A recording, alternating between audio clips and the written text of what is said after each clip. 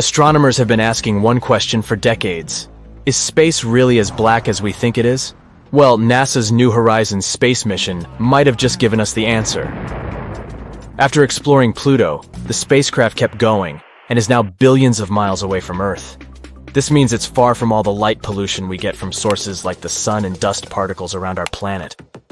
Scientists used the spacecraft's simple camera to take images of what looked like incredibly boring blank space, free of bright stars or anything else that could scatter light back into the camera. They then processed these images to remove all known sources of visible light. Once they'd removed the light from stars, plus scattered light from the Milky Way, they were left with light coming in from beyond our own galaxy. But here's the surprising part. They found that there was still plenty of unexplained light. In fact, it was about equal to all the light coming in from the known galaxies. That means there's just as much light outside of galaxies as inside them. So, where does all this light come from? Well, it could be coming from sources we haven't yet discovered, like small, faint dwarf galaxies or unknown phenomena out in the universe. Or it could be associated with dark matter, which is still a mystery to scientists. With this groundbreaking research, we can say that space isn't as dark as we know it.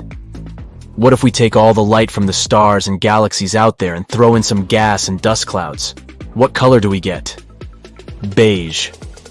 This leads us to another question. Do we still need the sun if our space is colorful? And the short answer is, yes, we do. The colors of space are a result of the interactions of light with different celestial objects, such as stars, galaxies, and gas clouds. While these colors are fascinating to observe, they do not provide the energy life on Earth needs to survive. There you go. Don't expect to see the color of the sky in space. Our Sun is an average-sized star, and still, it could fit 1,300,000 Earths. The star is also 333,000 times as heavy as our planet. NASA has translated radio waves created by planets' atmospheres into audible sounds.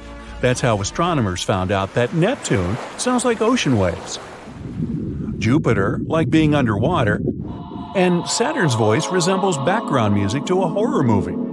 Here on Earth, it's bebop jazz. No, I made that up. The sun's surface is scorching hot, but a bolt of lightning is 5 times hotter. Earth gets struck by 100 lightning bolts every second, which results in 8 million lightning strikes a day and around 3 billion a year. Ooh, shocking. If you manage to go to the moon one day and see fresh footprints, that doesn't mean there's someone else there with you. Footprints or similar marks can last for 1 million years over there. Because the moon doesn't have an atmosphere. There are no winds, not even a breeze, that can slowly erase those footprints. Astronomers have found the largest hole we've ever seen in the universe. It's the giant void that spreads 1 billion light-years across. They found it accidentally. One of the research team members was a little bored and wanted to check how things are going in the direction of the cold spot. That's an anomaly in the Cosmic Microwave Background Map, or CMB for short. It's a faint glow of light that falls on our planet from different directions and fills the universe. It's been streaming through space for almost 14 billion years as the afterglow that occurred after the Big Bang. So, you fall right into the heart of the black hole and prepare for a sad end. Well, you don't have to. Falling into a black hole won't necessarily destroy you or your spaceship. You have to choose a bigger black hole to survive. If you fall into a small black hole, its event horizon is too narrow, and the gravity increases every inch down. So, if you extend your arm forward, the gravity on your fingers is much stronger than on your elbow. This will make your hand lengthen, and you'll feel some discomfort. Rather significant, to be honest. Things change if you fall into a supermassive black hole, like the ones in the center of galaxies. They can be millions of times heavier than the Sun. Their event horizon is wide, and the gravity doesn't change as quickly. So, the force you'll feel at your heels and at the top of your head will be about the same. And you can go all the way to the heart of the black hole. This myth is busted. If you watch a very touching movie in space and start crying, your tears won't run down. They will gather around the eyeballs. Your eyes will get too dry, so you'll feel like they're burning. Any exposed liquid on your body will vaporize, including the surfaces of your tongue. Speaking of burning, that's one thing fire can't do in space. Fire can spread when there's a flow of oxygen, and since there's not any in space, well. Once they explode, stars aren't supposed to come back to life. But some of the stars somehow has survived the great supernova explosion. Such zombie stars are pretty rare. Scientists found a really big one called LP 40-365. It's a partially burned white dwarf. A white dwarf is a star that burned up all of the hydrogen, and that hydrogen was previously its nuclear fuel. In this case, the final explosion was maybe weaker than it usually is, not powerful enough to destroy the entire star. It's like a star wanted to explode but didn't make it, which is why part of the matter still survived. If you ever go into space, don't take off your spacesuit unless you're on a spaceship. Air in your lungs would expand, as well as the oxygen in the rest of your body. You'd be like a balloon, twice your regular size. Good news, the skin is elastic enough to hold you together, which means you wouldn't explode. Small comfort. When something goes into a black hole, it changes shape and gets stretched out just like spaghetti. This happens because gravitational force is trying to stretch an object in one direction, but at the same time squeeze it into another, like a pasta paradox. Speaking of, a black hole that's as big as a single atom has the mass of a really big mountain. There's one at the center of the Milky Way called Sagittarius A. It has a mass like for a billion suns, but luckily it's far away from us. If you made a big boom on an asteroid, you'd never be able to hear its loud sound. Yes, we often hear the sound of spaceships and battles in space in the movies, but that's just a myth. Sound is a wave that spreads because of the vibrations of molecules. A person claps a few feet away from you, the sound wave begins to push the first air molecule next to the clap, then the second, third, and so on, until the wave reaches your ear. So, to spread sound, we need molecules like air or water. In our atmosphere, sound waves spread out just fine, but space is a vacuum, so it's nothing here.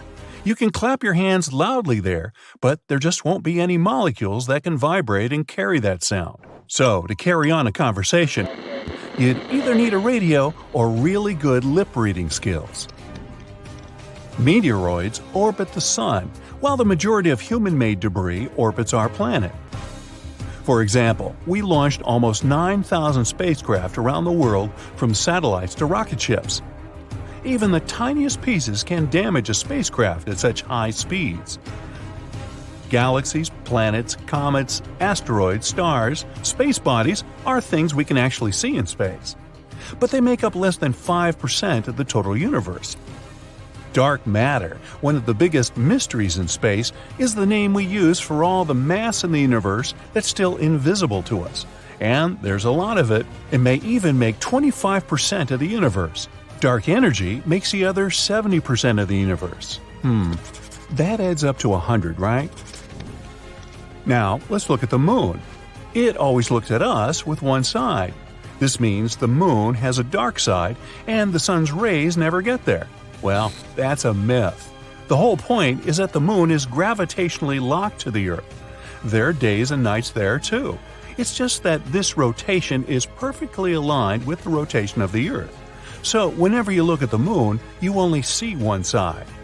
Although there are days when the sun shines there too, so it's not the dark side, it's the far side. And we even have pictures of this place. And there's one of the biggest craters in our entire solar system. The South Pole Aitken Basin is as wide as 2 states of Texas. Yeehaw!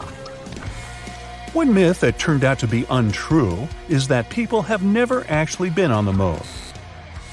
This is the original spacesuit of the first astronauts who were there. Look at the sole of the shoe. Some people claim there's no way they could have left footprints like this there. Actually, they could. On the moon, the astronauts wore extra boots over their suits, and their soles matched the footprints on the moon perfectly. Now, the astronauts didn't need them when they left the moon and tossed them when the moonwalk was over. They left a lot of stuff there too. They even toss the armrests of the seats in the lunar module to reduce the weight. Now, counting all the Apollo lunar missions, the total weight of rubbish on the Moon is approximately 187 tons, including several lunar rovers, spacecraft debris, 6 lunar modules, and all the experiments left behind. That's like 3 Boeing 737s. Another myth about the Sun is that it's yellow. Let's send you into space for this one. You look out the window and it's white. The Sun only appears yellow to us through the filter of our atmosphere. The composition of the air and its thickness just distorts the light of the star. But stars do come in different colors. Cooler stars have bright orange and red colors. These are usually very old stars, older than our Sun. But young and very hot stars are bright blue. The Sun is about in the middle of this spectrum. Oh, one more myth about asteroids. We need to fly a little farther than Mars's orbit. Whoa, we're in an asteroid belt, and we constantly have to dodge giant rocks and blocks of ice. We got in some dense asteroid clouds. Not true. The fact is that space is huge, and the distances are incredible. All the rocks and debris in the asteroid belt are only 4% of the weight of the Moon, so there really aren't that many of them there. To understand the dimension of the emptiness in space, look at the collision of 2 galaxies. There are billions of stars in each of them. If we mix them up, it's unlikely there will be any collisions even here.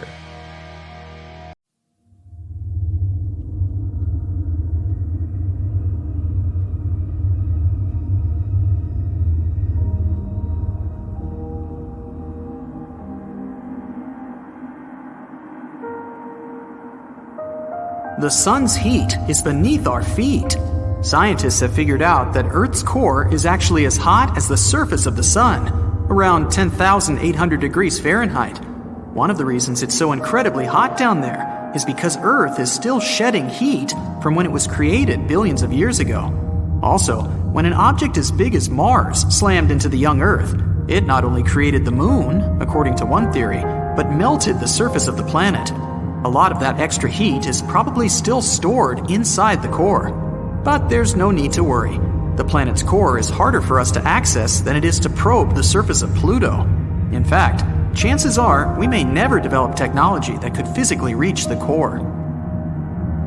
There's no air on the Moon. But then, how can it be rusting? Scientists have discovered the presence of hematite on the Moon, and it's a kind of rust. A special NASA research instrument examined the light reflected off the Moon's surface. It turned out that the composition of the satellite's poles was very different from the rest of it. The Moon's surface is dotted with iron-rich rocks, but without oxygen and liquid water, rust can't appear. Solar winds add to the mystery. They bombard the Moon with hydrogen, and hydrogen makes it much more difficult for hematite to form. Even though the Moon doesn't have an atmosphere, it still has some trace amounts of oxygen. Its source is our planet's upper atmosphere. Earth also protects the Moon from almost 100% of solar winds, although not all the time. And even though our natural satellite is bone dry, there might be water ice in the shadowed craters on its far side. A day on Uranus lasts 17 hours, 14 minutes, and 24 seconds. But get this, the planet has a tilt of around 98 degrees, and that makes a season on the gas giant last 21 Earth years. Mars has 2 moons, Phobos and Deimos. In the next 30 to 50 million years, Mars's gravitational forces will tear Phobos apart, and it will likely result in the formation of a ring around the planet. The Earth is the densest in the solar system. At the Earth's center, there's a core that takes up 15% of the planet's volume. It consists of 2 parts, the outer and the inner core. The inner core is a solid ball made of iron and nickel. Its radius is 760 miles, which makes 20% of the entire Earth's radius and 80% of the Moon's radius. The 1,500-mile thick outer core is liquid. It also consists of iron and nickel, but it's not under enough pressure to be solid. Mars houses the biggest volcano in the solar system. While everything seems to be calm on Mars nowadays, In the past, some sort of force caused enormous volcanoes to form and erupt. One of these volcanoes is Olympus Mons. It's 16 miles tall, which is the height of 3 Mount Everests, and 374 miles across, making it about the size of Arizona. The volcano grew to such a gargantuan size because of the weak gravity on Mars and the lack of tectonic plate movement. Gravity is not the same everywhere. The rocks, metals, and other minerals and substances that make up the planet are packed into the ground more tightly in certain places than in others. This has surprising consequences. Gravity varies slightly depending on where you are. You weigh 0.5% less standing at the equator than you do at the poles. In most cases, that's a difference of less than 1 pound. How high up you are also has an effect. So if you were at the top of Mount Everest, you'd also weigh slightly less. Just don't look down. Earth's toughest living thing is so small you can't see it. Water bears, also known as moss piglets, are cute little creatures with 8 legs and squashed up heads that are less than 1/100th of an inch in length. Despite their microscopic stature, they can basically survive anywhere. They prefer bits of wet moss or the bottom of a lake, but they won't complain if you put them somewhere really uncomfortable. They can endure extreme cold and incredible heat, and survive both huge pressure and high radiation. Some of the little bears once even managed to survive unprotected in outer space for 10 days without a problem. That is tough. They handle all these things by rolling up into a ball and hibernating, which reduces their need for oxygen and food. The moon's gravity is about 17% of that on Earth. If you weighed 200 pounds on our home planet, on the moon, your weight would decrease to a mere 34 pounds. You would also be able to carry stuff 6 times heavier than what you can carry on Earth. It would also be easier to walk on the moon's surface, but it would be more dangerous too. Your feet, inside a heavy spacesuit, would sink into the lunar soil up to 6 inches deep. But let's imagine you decided to skip the tedious process of walking by leaping through the air. Then you'd likely lose control of your jumps in no time. Plus, the moon's surface is littered with deep craters. It would be a tough feat to avoid all of them. You can see solar eclipses because even though the moon is 400 times smaller than the sun, it's also 400 times closer to Earth. So it's perfectly capable of obscuring the star. But in 50 million years, I won't be around then. The moon won't be able to block the sun completely because of the satellite's changing orbit. A full NASA spacesuit costs an unbelievable $12 million. Yeah, I can believe that. 70% of this hefty sum is for the control module and backpack. At the very center of Uranus, there's a rocky core, small, just half the Earth's mass. Compared to other planets, Uranus's core is rather cool, 9,000 degrees Fahrenheit. An ice mantle surrounds the solid core, and that's the largest portion of the planet, about 80%. It's also not the ice you might be thinking about. It's a hot, dense fluid made up of water, ammonia, ice, and methane, sometimes referred to as a water-ammonia ocean. Uranus's atmosphere is mostly hydrogen and helium, but it has its blue-green color because of methane gas that absorbs the red light. The ocean on Jupiter is larger than any other in the solar system. But unlike Earth's oceans, it's made not of water, but of metallic hydrogen. The ocean's depth is a mind-blowing 25,000 miles. That's almost the same as the distance around Earth. Venus is a champ when it comes to volcanoes. The planet has about 1,600 major ones, but none of them is known to erupt. There's a supermassive black hole 250 million light-years away from us. It hums the deepest sound ever detected from any object in the universe. It's 57 octaves lower than the middle C on your piano. That's 1 quadrillion times deeper than what we can hear. Mercury is a few billion years old. In 2016, scientists discovered some abnormalities on the planet's surface, showing that it's getting smaller. After more research, they found out that Mercury hadn't finished cooling down yet. There are planets that aren't bound to any star orbit and aimlessly wander through outer space. Among the most spectacular-looking space objects are pulsars. Pulsars are a type of neutron star. They shoot out some of their material almost at the speed of light. Regular pulsars spin at a reasonable speed, between 1/10 to 60 times per second. But millisecond pulsars can spin at an impressive 700 times a second, which is way too fast for the human eye to even process. As they spin, they emit a beam of radiation from their axis that looks like the light from a lighthouse.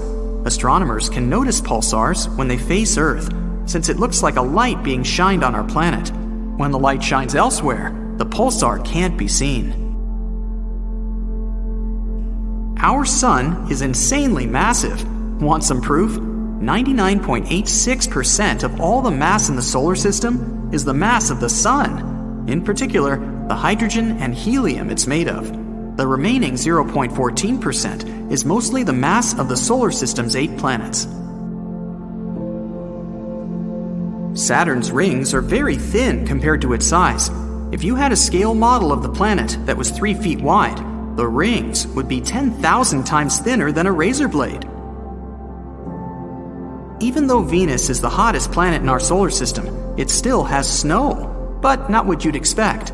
It snows metals and rains acid. Not a great vacation spot.